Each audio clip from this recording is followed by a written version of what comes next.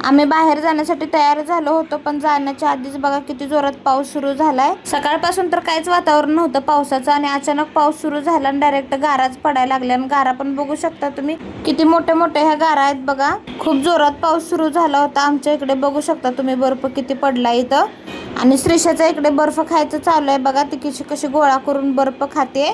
आम्ही सगळ्यांनी पण बर्फ खाल्ला आणि श्रीषाचं बघा असल्या पावसात भिजायचं काम चालू आहे। कशी डान्स करते बघा ती। आता तिला भिजते तर भिजू दे म्हटलं म्हणून तिला खुश झाली होती, कारण की ती पहिल्यांदाच असं पावसात भिजत होती। आणि इथे बघा मी छत्री घेऊन व्हिडिओ करत होते। दिवसभर एवढं ऊन पडलं होतं की बासच आणि आता खूप मोठा पाऊस झाला। पाऊस थांबला होता आणि लाईट पण गेली होती, म्हणून म्हणलं जरा ढोकळा करावा, मस्त असं गरम गरम ढोकळा करून खावावं। वातावरण खूप छान झालं होतं। आता इथे मी ढोकळ्यासाठी बेसन दळून आणलं होतं, तेच बेसन घेऊन ना मी इथे ढोकळा करते। प्रीमिक्सचा ढोकळा करत नाही मी, असाच ढोकळा करत असते। खूप छान होतं असा केल्यावर पण। आणि परत एकदा पाऊस सुरू झाला होता आणि यावेळेस ना गारा खूप मोठ्या मोठ्या पडत होत्या, नुसत्या गाराच पडत होत्या, पाऊस काय पडतच नव्हता। आता इथं माझं ढोकळ्याचं पीठ तयार झालं होतं आणि मी आता ताटात काढून ना वाफलायला ठेवते लगेच। आणि पीठ पण बघू शकता तुम्ही किती मस्त असं फुगलंय। ते सोडा टाकल्यानंतर ना असं मस्तपैकी फुगलं होतं।